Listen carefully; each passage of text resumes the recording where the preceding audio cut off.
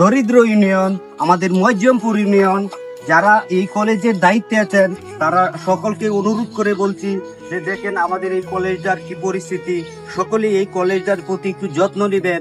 আমাদের দরিদ্র ইউনিয়ন, আমাদের মজ্জমপুর ইউনিয়ন সকলকেই এই বিষয়টা দৃষ্টি সহকারে আমি দেখাইতেছি যে সবাই একটু এই কলেজটার উপর যত্ন নেবেন। যে দেখেন এই পরিস্থিতি কি, এই মাঠটার কি পরিস্থিতি, এবং এই যে পানি হয়ে, বৃষ্টির পানি হয়ে বন্যা হয়ে গেছে। সবাই একটু যত্ন নেবেন এই কলেজটার বিষয়। এই কলেজটা একটা নাম করা কলেজ, এই কলেজটা এইভাবে থাকাটা এটা আমরা সহ্য করতে পারি না।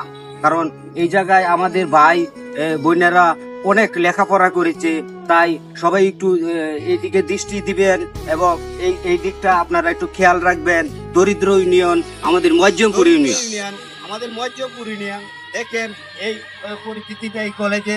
আপনারা যারা আছেন সবাইকে এদিকে একটু দৃষ্টি দিবেন। দেখেন এই যে শহীদ মিনার পাড়ি গেছে, শহীদ মিনারটার এদিকে এরকম পানি থাকলে কিভাবে এটা সম্ভব, আপনারা একটু সুদৃষ্টি দিবেন। তার জন্য আমি আকুল আবেদন করে বলছি সবাই এই দিকটা একটু নজর দিবেন। এই জায়গাটা হলো কানারামপুর কুরুমখান ডিগ্রি কলেজ, সকলেই এই দিকটা একটু দৃষ্টি দিবেন। এই কলেজটার কিন্তু যদি এরকম থাকে তাহলে এই ঐতিহ্যবাহী একটা কলেজ, ঠিক আছে, এটা কিন্তু হয় না, এটা মেনে নেওয়া যায় না।